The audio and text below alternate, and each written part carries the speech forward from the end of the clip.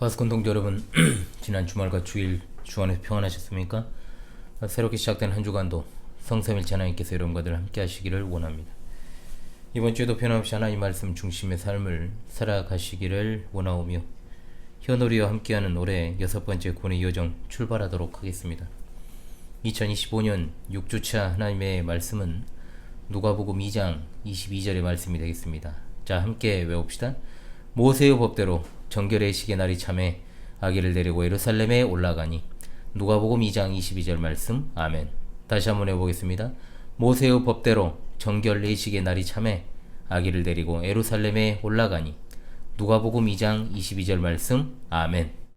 먼저 해당 본문을 읽고 이번 주 하나님 말씀 해설을 진행하도록 하겠습니다. 누가복음 2장 21절로 24절의 말씀이 되겠습니다. 누가복음 2장 21절로 24절의 말씀입니다. 냉장고 소리가 굉장히 큽니다. 지금 날이 갑자기 추워져가지고 냉장고가 좀 연식이 오래되다 보니까 지금 정신을 못 차리고 있습니다. 아무튼간에 누가복음 2장 21절로 24절의 말씀을 제가 읽겠습니다. 할례할 8일이 되매 그 이름을 예수로 하니 곧 잉태하기 전에 천사가 일컬음 바라라. 모세의 법대로 정결례식의 날이 참에 아기를 데리고 예루살렘에 올라가니 이는 주의 율법에 쓴 바 첫 해 처음 난 남자마다 주의 거룩한 자라 하리라 한 대로 아기를 주께 드리고 또 주의 율법에 말씀하신 대로 산비둘기 한 쌍이나 혹은 어린 집비둘기 둘로 제사하려 함이더라. 아멘. 우리는 우리 구주 예수님의 탄생 전후 사건에 관한 누가복음의 기사를 상고하는 중에 있습니다. 오늘은 그 9번째 시간, 지난주 베들레헴 인근 목자들의 예수님 방문과 축하와 찬양에 관한 일련의 사건에 이어 오늘은 예수님이 할례를 받으시고 그 이름을 명명하는 과정, 또 아기 예수님께서 장자로 하나님께 드려지는 것, 정결례 시행에 관한 말씀이 되겠습니다. 우리가 늘 고백하는 신앙 고백대로 우리 주님은 성령으로 잉태하사 동정녀 마리아에게서 나신 분이십니다. 그러므로 그분은 우리와 같이 죄에 오염된 상태에서 태어나신 분이 아니라 죄가 하나도 없으신 순결하신 분이십니다. 그뿐 아니라 예수님께서는 오늘 제목도 마찬가지죠. 율법의 제정자이시자 수여자이심에도 겸손히 율법 아래 나시고 그 율법 아래 복종하사 할례를 받으시고 유대인 남자로서 시행해야 될 헌신례를 행하신 일은 참으로 놀랍고도 위대한 일이다 라고 할 수 있습니다. 왜냐하면 이런 어떤 율법에 따른 의식 자체가 흠결이 많은 죄성을 가진 인간에게 필요한 것이요, 또한 율법의 제정자이시자 수여자이시며 죄가 하나도 없으신 예수님이 행하실 이유는 단 한 가지도 없기 때문입니다. 그런데 왜 예수님께서 율법 아래 복종하셔서 이를 행하셨을까? 그것은 율법 아래에서 자유롭지 못한 인간을 구원하시기 위해 친히 율법 아래 나심으로 율법에 복종하시고 또한 그것을 온전하게 지키시고 또한 완성하기 위해 오신 분이심을 증거하기 위함입니다. 그러므로 주께서 사랑하시는 우리 파스콘 동지들이시여, 오늘 말씀을 통해 율법 아래 겸손하게 복종하신 우리 구주 예수님의 위대하신 사역을 바르게 상고함으로 그로 인하여 우리가 누리게 된 자유와 그 특권을 감사하고 기쁨으로 신앙생활의 여정을 해나갈 수 있기를 간절히 소망합니다. 아멘. 첫째로 우리는 율법 아래 나으신 율법의 제정자이신 분의 그 예수라는 이름이 주는 의의를 상고해야만 합니다. 21절에 할례할 8일이 되매라고 했습니다. 자, 이미 1장에 대해서 상고를 했습니다. 자, 1장 59절에서 세례 요한 출생 당시에 그가 출생 후에 8일 만에 할례를 받았다는 것에 대해서 상고했죠.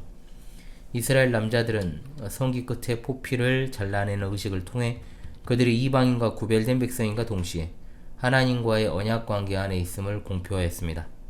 또한 할례가 출생 후 8일째 되는 날에 시행한 것은 아이를 출산한 어머니가 7일간 부정한 것으로 본 것처럼 그 아이도 부정한 것으로 여겨서 8일째 되는 날 할례를 통하여서 일주일간의 부정을 깨끗이 씻어버리고 또한 하나님의 언약에 힘입어서 새롭게 태어난 것을 상징하기 위한 것입니다. 또한 의학적으로도 생후 8일째는 인간이 가장 고통을 적게 느끼고 또한 외과적 수술을 시행해도 후유증이 남지 않는 때로 인정하고 있습니다. 자, 물론 할례의 이러한 일반적 의미가 왜 새삼 주목되어야 하는가? 할례는 언약 백성이 반드시 거쳐야 하는 하나의 정결 의식이기 때문입니다. 신약에서는 이것이 세례로서 교회에서 시행되고 있죠. 그러므로 이런 할례 의식은 원래 하나님이시고 죄 없는 예수님에게는 필요하지 않은 의식입니다. 그런데 아기 예수님은 이 정결 의식을 받으심으로 죄인들과 동일시되는 것을 거절하지 않으셨습니다. 히브리서 2장 17절에 그러므로 그가 범사의 형제들과 같이 되심이 마땅하도다. 이는 하나님의 일에 자비하고 신실한 대제사장이 되어 백성의 죄를 속량하려 하심이라고 하였습니다. 즉 율법 아래 있는 사람들을 구원하시기 위해 친히 율법 아래 오신 것입니다. 갈라디아서 4장 4절로 5절 때가 참에 하나님이 그 아들을 보내사 여자에게서 나게 하시고 율법 아래 나게 하신 것은 율법 아래 있는 자들을 속량하시고 우리로 아들의 명분을 얻게 하려 하심이라 말씀합니다. 자, 그 할례와 더불어 우리 주님은 천사의 계시대로 이름이 붙여집니다. 바로 여호와는 구원이시다 라는 뜻을 가진 헬라어로 이에수스, 바로 예수라는 이름입니다. 예수님의 이름의 뜻은 보다 명확하게 마태복음 1장 21절에 나오지요.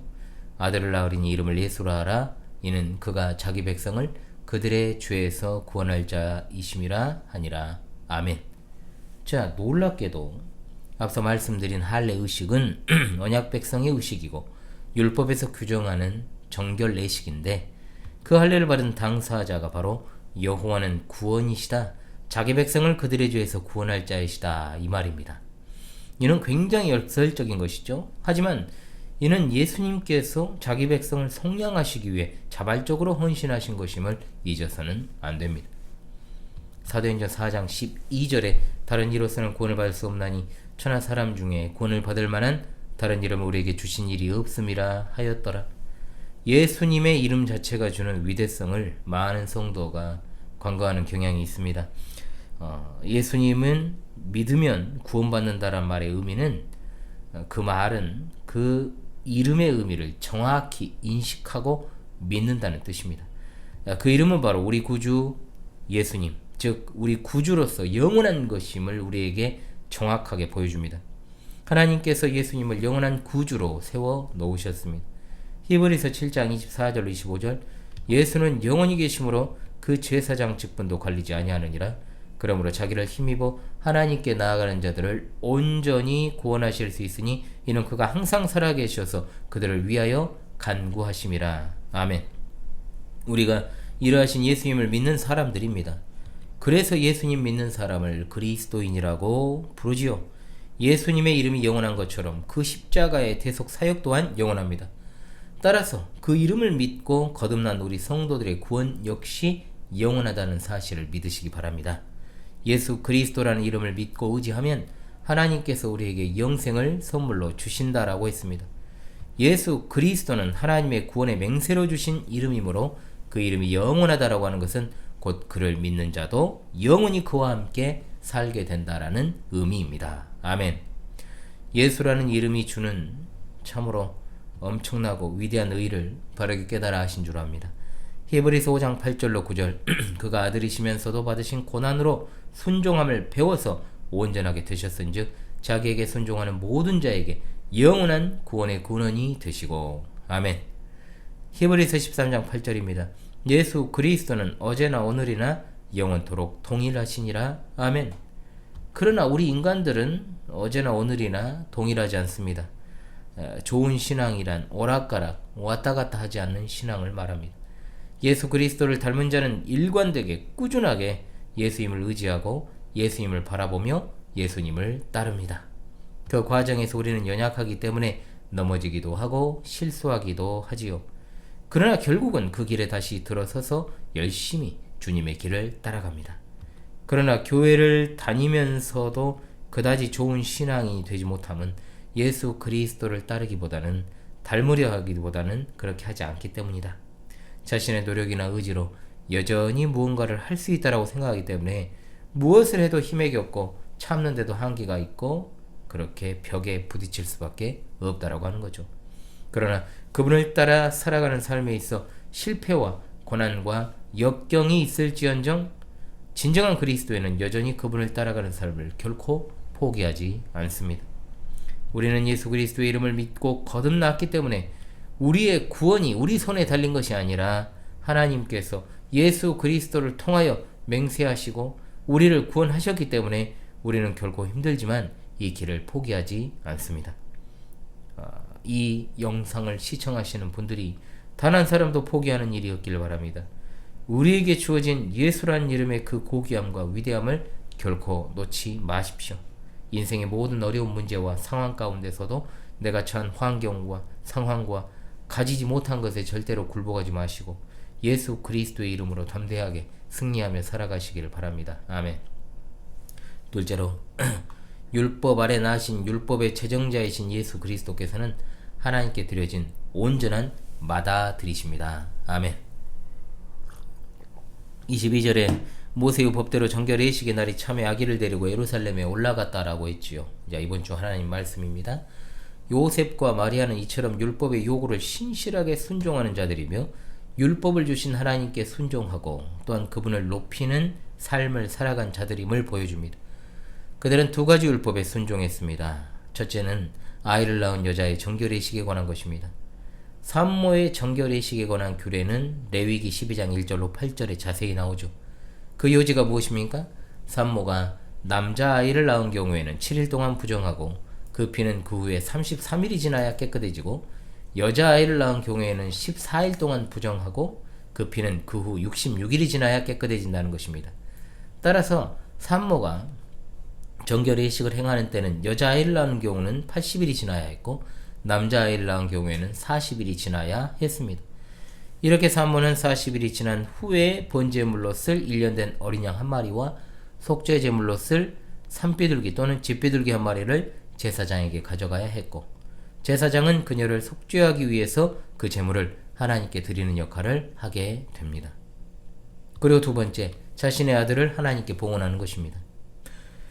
이스라엘 사람들이 장자를 거룩하게 구별하는 규례와 간섭의 시작은 잘 아시다시피 출애굽시 마지막 재앙이었던 장자 모든 초태생의 죽음의 그 재앙 때부터입니다. 하나님께서 이집트의 모든 처음 난 것들 장자를 멸하실 때 히브리인들은 어린 양의 피를 문설주와 입망에 바름으로 재앙을 면하였고 그 결과로 히브리인들은 어린 양의 피를 히브리인들의 모든 초태생 및 장자는 하나님의 것으로 여기고 거룩하게 구별되어 바쳐져야 했다는 거죠.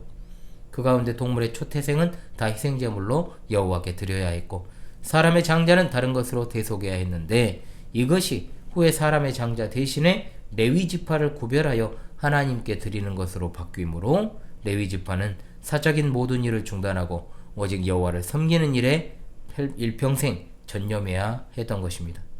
단 인구조사 시에 레위인 숫자가 22,000이었고 다른 지파 장자 숫자가 22,273명이어서 레위인으로 대속하지 못한 273명에 대해서 5세겔의 성전세로 대신 속하게 했다는 사실도 압니다. 그러다가 후에 5세겔의 속전이 모든 장자에게 포괄적으로 적용이 되었고 이스라엘의 장자들은 이를 통해 자신이 하나님께 드려진 자들임을 상징적으로 표시받게 된 것입니다. 따라서 예수님은 죄가 없으시기 때문에 속죄의삭시라고 할 수 있는 속전을 드리실 필요가 없습니다. 그럼에도 그 부모는 모든 장자에게 규정된 그 속전의 규례를 지켜야 했던 것입니다. 이것은 단순히 요셉과 마리아가 자신들의 뜻과 의지로 한 것이 아니라 예수님께서 장차 택자들의 모든 죄를 짊어지시고 그들의 죄를 속량하실 분이심을 상징적으로 보여준과 동시에 예수님께서는 자신의 뜻이 아니라 자신을 보내신 아버지의 뜻에 전적으로 복종하시는 분이심을 보여주는 것입니다. 이스라엘의 모든 장자는 속전을 지불하는 것으로 자신의 몸을 드리는 것을 상징적으로 대체하였습니다. 그러나 우리 예수님은 다르십니다. 우리 예수님은 자신의 몸을 실제적으로 하나님의 작정과 그 구원의 섭리사를 완성하시기 위하여 온전하게 드리신 것입니다. 예수 그리스도께서는 모든 삶을 통해 하나님께 헌신하시고 죄가 없는 상태에서 십자가 위에서 향기로운 희생제물이 되사 자기 생명을 아버지께 드리셨습니다. 온전한 헌신이란 오직 예수 그리스도께서 십자가에서 자신을 드리신 그 사역만이 있을 뿐 우리가 헌신이라 말하는 것은 사실 헌신이라고 말하기에도 부끄러운 것입니다. 제가 헌신과 관련한 특강을 했으니 그것도 한번 참조하시길 바라고요. 어쩌면 그렇게 교회에서 헌신이란 말을 쉽게 남발하는지 모릅니다. 툭하면 남전도회, 여전도회, 청년회, 중고등부, 교사회, 헌신예배 등등 너무나도 헌신예배라는 말을 말 그대로 헌신짝처럼 취급하는 이런 행태 너무나 잘못된 것입니다. 온전한 헌신, 그리고 진정한 헌신은 오직 예수 그리스도께서 십자가 위에서 자신의 몸을 들이신 대속 사역이야말로 하나님께 대한 진정한 헌신이요 유일한 헌신이라 말할 수 있습니다. 우리가 그분의 사역을 기념하며 구원을 주신 하나님께 예배 행위로서 하는 모든 것들에는 다른 용어를 붙일 필요가 없습니다. 왜 인간이나 그 인간의 행위가 주어가 돼야 됩니까? 그저 성삼위 하나님께 예배함이라고 통일하면 되는 겁니다. 이것저것 갖다 붙일 필요가 없습니다. 또한 온전한 헌신이라는 것은 우리에게 존재하지 않기 때문에 우리 마음과 뜻과 힘과 정성을 다해 하루하루 살아가고 바르게 예배하는 것이 바로 하나님이 기뻐하시는 삶이 될 것입니다. 그러나 그조차도 우리가 잘해서 그렇게 하는 것이 아니라 성령님의 은혜로 말미암은 것입니다. 아멘. 다시금 생각하십시다. 예수님께서 장자로서 자신을 십자가의 제단에서 희생제물로 바치시면서까지 이 귀한 규례를 지키신 이유가 무엇일까요? 여기에는 그 사실을 알고 믿는 자들이 이 영상을 보고 계시는 줄을 믿습니다. 바로 죄인들을 위한 대속제물로 무죄한 자신을 하나님께 드림으로 그들을 그 죄에서 대속하시기 위함이었습니다. 갈라디아서 1장 4절 말씀, 그리스도께서 하나님 곧 우리 아버지의 뜻을 따라 이 악한 세대에서 우리를 건지시려고 우리 죄를 대속하기 위하여 자기 몸을 주셨으니 아멘. 모든 택자들의 맏아들 장자로서 자기 몸을 하나님께 속전으로 바치신 예수 그리스도로 말미암아 죄에서 구원받은 자들이 바로 우리입니다. 죄와 허물로 말미암아 다 하나님의 심판을 받고 영원한 멸망에 처해져야 될 존재들이었지만 죄 없으신 예수 그리스도께서 하나님께서 영원전에 택하신 모든 자들의 맏아들로서 자신을 친히 속죄 제물로 드리사 율법의 요구를 완전히 이루심으로 우리는 죄로 인한 결과 곧 영원한 죽음의 형벌에서 자유롭게 되고 하나님과 화목하게 된 것입니다.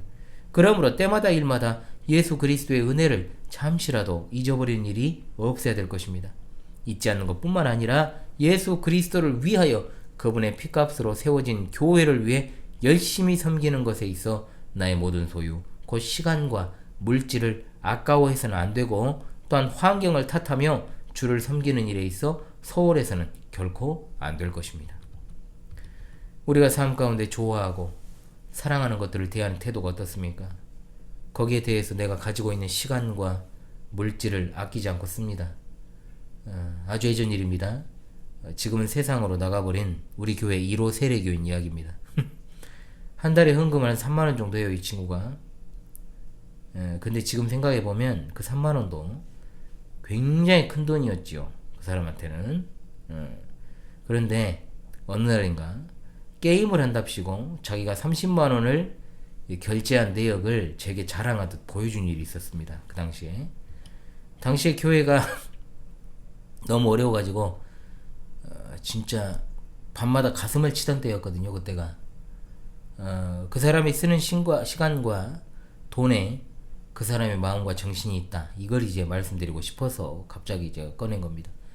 안 그렇습니까, 여러분? 제가 이 말씀을 드리는 것은 하나님을 섬기는 모든 영역에 있어 우리는 인색한 태도를 버려야 된다는 겁니다. 제가 본교회 성도들 형편 너무 잘 알죠. 가족들이 많고 또 그렇잖아요. 또 제가 헬스로 12년째 이렇게 함께하고 있습니다. 뭐 전해박당부터 하면은 거의 15년 가까이 이렇게 함께하고 있는데 왜 모르겠습니까? 우리 성도들 대다수가 할 수 있는 만큼 하나님께 헌상을 하고 또 봉사하는 거 잘합니다. 다 합니다. 저는 하나님께 대한 우리 신앙의 태도와 자세 그 자체를 지적하는 겁니다. 가난한 것은 죄가 아닙니다. 물질이 없어, 시간이 없어 하지 못하는 것도 결코 문제가 되지 않습니다. 하나님은 다 하십니다. 그러나 우리가 진정으로 구원받았다면 우리 때문에 자기 몸을 버리신 예수님을 위하여 내가 가지고 있는 한도와 내게 주어진 환경 속에서 발버둥을 치면서 최선을 다해 섬겨야 된다는 걸 말씀드리고자 하는 겁니다. 구원받은 기쁨으로 하나님을 섬기고 그분의 피값으로 세워진 교회를 섬기는 일이 참으로 기쁜 일 아닙니까? 또한 택함받은 성도들이 그분을 예배하기 위해 마련한 이 편의시설, 정말 우리 교회는 정말 너무나도 어려운 어떤 예배당에서 예배를 했습니다. 그런데 지금은 그보다 훨씬 더 나은 곳에서 정말 비교할 수 없을 정도로 뭐 그렇게 넓진 않지만 그래도 참으로 하나님께서 마련해 주신 이 처소에서 이렇게 하나님께 예배하고 있습니다. 참으로 감사합니다. 또한 미련하고 연약하지만 절한 사람 세우셔서 하나님을 알게 하시고 배우게 하신 우리 하나님 참으로 감사하고 저를 그런 도구로 삼아 주셔서 또한 감사합니다. 그러므로 우리가 마음을 앞에서 진짜로 하나님을 잘 섬겨야 됩니다. 이 현월TV도 그런 목적으로 운영하는 것 아니겠습니까?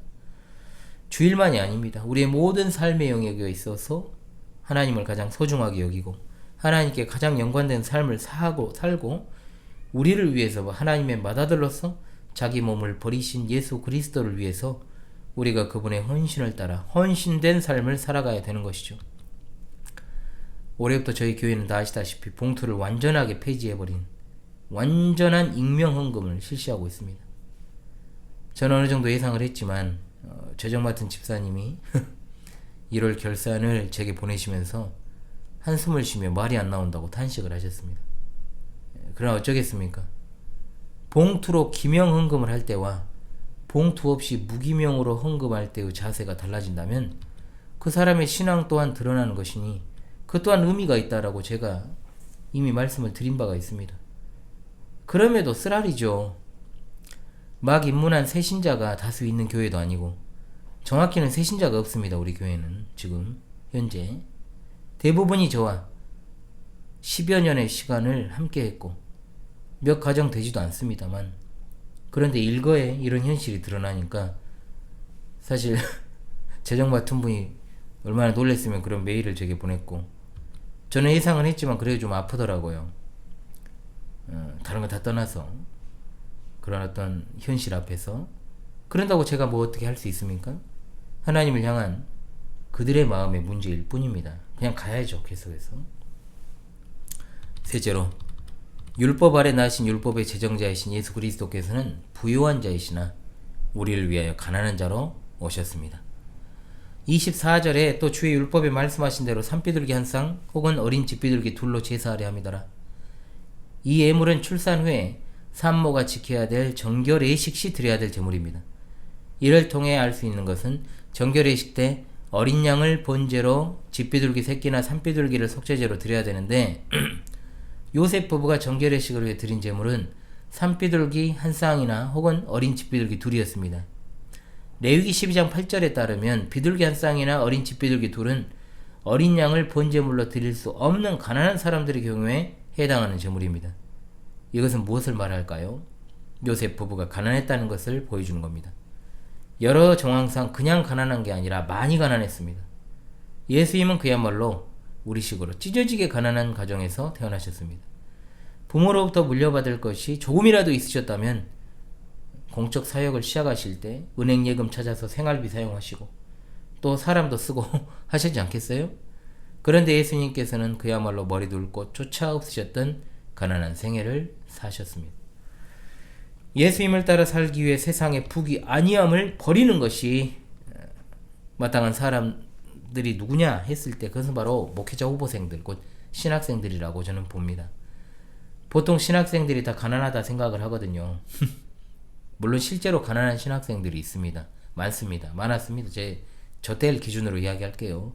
그러나 신학교에 다니는 전도사들도 수저가 달라요. 신학교에 주차된 차종을 보면 답이 나오죠. 대형교회 목사들은 금수저입니다. 중형교회 목사들은 은수저입니다. 중소형교회 목사들 또는 신실하시면서 재력 있는 부모를 둔 신학생, 일반적으로 스테인리스 수저입니다. 미자립교회나 개척교회 목사들은 흙수저입니다. 아버지가 목사도 아니고 그냥 평신도이신데다가 가난하면 일회용 플라스틱 수저죠. 다회용 플라스틱 수저. 그런데 더 심한 것은 아버지가 목사도 아니고 부모님이나 형제자매가 예수님도 안 믿고 가난하기까지 하면 무수저입니다. 이 중에서 저는 참고로 플라스틱 수저 정도는 됩니다. 아주 마지막은 아니에요. 현실을 말씀드린 거죠. 누구도 자신이 누구의 자녀로 태어나고 싶다고 태어날 수 있는 것이 아니지만 적어도 예수님을 따르고 예수님을 전하겠다고 신학교에 온 자들은 모든 기득권을 내려놔야 됩니다. 사소한 것이라도. 예수님보다도 부자가 되려고 해서는 안 돼요. 그러나 그보다 예수님이 가난하셨다는 것의 진짜 중요한 의미는 무엇이냐? 이게 중요하죠. 이 땅에서 예수님께서 사시는 동안 육적으로 가난하셨으나 그분은 본래 부유한 자이신데 가난하게 되셨다는 것. 고린도서 8장 9절 말씀, 우리 주 예수 그리스도의 은혜를 너희가 알거니와 부유하신 이로서 너희를 위하여 가난하게 되심은 그의 가난함으로 말미암아 너희를 부유하게 하려 하심이라. 아멘. 여기서 부유하시다는 것은 육적인 부유함이 아닙니다. 하나님이 가난하십니까, 여러분? 하나님은 온 우주 만물의 실소유주이십니다. 그런데 성자 예수 그리스도께서 왜 이렇게 낮고 낮은 자리에 오셨을까요? 그것도 찢어지게 가난한 집에서. 그것은 바로 그분의 가난함으로 인하여 우리를 부유하게 하시기 위함이라 증거합니다. 그리고 오해하지 마십시오. 우리를 부유하게 만드신다는 것도 우리를 물질적으로 이 세상에서 부자로 만들어 주신다는 뜻이 아닙니다. 하늘에 속한 부와 영광을 우리에게 상속하시겠다라고 하는 것입니다. 이미 지난 시간에 말씀을 드렸어요. 성도가 누릴 영광은 땅의 영광이 아니라 하늘의 영광이라는 사실을. 땅에 속한 자들은 땅의 영광인 부와 권세와 명예와 사람을 쫓아갈 수밖에 없습니다. 당연한 겁니다. 저는 정말로 부와 명예와 권세가 아니고 그저 먹고 살기만 연연수만 하는데요, 이렇게 말하실 분이 있을지는 모르겠습니다. 그거나 마찬가지예요. 사람이 먹고 살 길이 열리면 그 상태로 만족하고 살 것 같습니까? 인간은 절대로 그런 존재가 못 됩니다. 더 높은 곳을 바라보게 되어 있는 게 탐욕스럽고 죄악된 인간의 본성입니다. 가난한 자로 이 땅에 오신 예수 그리스도는 마음이 가난하고 의에 줄인 자들에게 천국의 보화와 영광을 주시려고 오셨습니다. 그 혜택을 우리가 누리고 있습니다. 그리스도의 의로 말미암아 의롭다 여김받고 성령을 선물로 받아 하나님의 자녀라는 귀한 선물을 받았습니다. 성도들이시여, 주님은 자신께서 소유하신 천국의 생명과 진리와 권세와 영광을 우리에게 나눠 주시려고 그 높고 높은 자리에서 낮고 낮은 자리로 오신 것입니다. 우리의 어려움만 생각하지 맙시다. 이 세상에 우리보다 부자인 사람들이 허다하지만 사실 우리보다 가난한 자들이 더 넘친다는 것. 예수님은 이 땅에 살아가실 때 우리보다 더 가난하게 사셨습니다. 자, 현실에서 참 힘든 어떤 현실을 살아가는 분들이 또 이렇게 반문할 수 있죠. 그래서요, 어쩌라고요? 그렇게 묻는 당신께 다시 묻겠습니다. 당신은 금수저의 삶을 포기하고 거지 속으로 들어가 살 자신 있습니까? 거지 왕자 동화에 나오는 것처럼 결국 어느 정도 시간이 있다가 돌아가는 게 아니에요. 시종일관 고난 가운데서 비참하게 살다 버림받고 비참하게 죽어야 됩니다. 기억합시다. 우리 주님의 그 사역을 말입니다. 우리를 위해 가난한 자로 오신 그분을 생각합시다. 누가복음 4장 18절 말씀, 주의 성령이 내게 임하셨으니 이는 가난한 자에게 복음을 전하게 하시려고 내게 기름을 부으시고 나를 보내사 포로된 자에게 자유를, 눈먼 자에게 다시 보게 함을 전파하며 눌린 자를 자유롭게 하고. 야고보서 2장 5절 말씀, 내 사랑하는 형제들아 들을지어다. 하나님이 세상에서 가난한 자를 택하사 믿음에 부유하게 하시고 또 자기를 사랑하는 자들에게 약속하신 나라를 상속으로 받게 하지 아니하셨느냐. 할렐루야. 아멘. 현실의 가난을 힘겨워하는 여러분, 저도 무지 가난합니다. 마찬가지입니다. 제가 여유 있으면 여태 결혼식도 못 올리고 살았을까요? 거기에는 여러 가지 이유가 있지만 솔직히 말하면 경제적 이유가 컸습니다. 하나님은 그런 현실에서 저로 하여금 가정보다 주님의 교회를 먼저 세우게 하시는 그러한 섭리적 지도를 해주셨죠. 하나님의 뜻이 있으셨다라고 저는 봅니다. 그렇습니다. 가난이라고 하는 것은 현실을 살아가는데 불편하긴 하지만 결코 하나님께로 향하는 그리스도인으로서의 삶을 저버리게 할 만큼 불편한 것은 아닙니다. 오히려 가난이 주를 굳세게 붙들 수 있는 원동력이 되고, 무엇보다 가난할 필요가 없으신 부유하신 예수 그리스도께서 가난하게 되셨다는 사실은 물질적 가난함뿐만 아니라 여러모로 가난한 우리들의 삶에 큰 위로가 되는 줄로 믿습니다. 아멘. 문제는 우리가 하나님께 대하여 가난한 자가 되면 안 되는데 심각한 영적 계급 배반 문제, 정말 세상에서도 가난하면서도 하늘에 계신 하나님을 향하여도 가난한 자로 살아가고 있다는 것, 너무나도 안타까운 일이죠. 진짜. 그러므로 우리를 위하여 하나님 보좌 우편에 앉아 계신 세상에서 제일 부유하신 예수 그리스도를 의지하여 하늘의 영광으로 한 걸음 한 걸음 힘차게 내딛으며 살아가십시다. 아멘. 율법의 제정자 수요자이신 예수 그리스도께서 율법 아래 나시고 율법의 요구에 충실하셨습니다. 십자가의 대속사역은 율법의 모든 요구를 이루신 사건입니다. 이것은 바로 그 율법의 저주로부터 해방될 수 없는 우리를 율법의 요구로부터 자유하게 하시기 위한 것임을 잊지 맙시다. 우리를 위하여 예수라는 영광스러운 이름을 가지고 오신 우리 주님, 우리를 위하여 온전하게 하나님의 맏아들로서 십자가에서 대속의 희생제물로 헌신하신 우리 주님, 우리를 위하여 세상 만물의 주인이신 부유하신 그분이 가난하고 비천한 자리에 오셨습니다. 아직도 행위를 의지하는 자 있습니까? 아직도 율법의 속박 아래 있는 자들이 있습니까? 구원을 주신 하나님의 은혜를 우리 주 예수 그리스도의 생애를 통하여 바라볼 수 있기를 바랍니다. 아멘. 또한 여전히 율법의 속박 아래 복음 없이 살 길을 잃어버린 자들에게 이 복음을 전하기를 바랍니다. 그것이야말로 이 시대를 살아가는 참된 그리스도인들의 특권이자 의무인 줄로 압니다. 다시금 이번 주 하나님 말씀을 외우면서 이 복음에 담긴 깊은 뜻을 널리 전파하는 우리 파수꾼 동지들 다 되시기를 주의 이름으로 간절히 소망합니다. 외웁니다. 모세의 법대로 정결의 시계 날이 참에 아기를 데리고 예루살렘에 올라가니 누가복음 2장 22절 말씀. 할렐루야 아멘.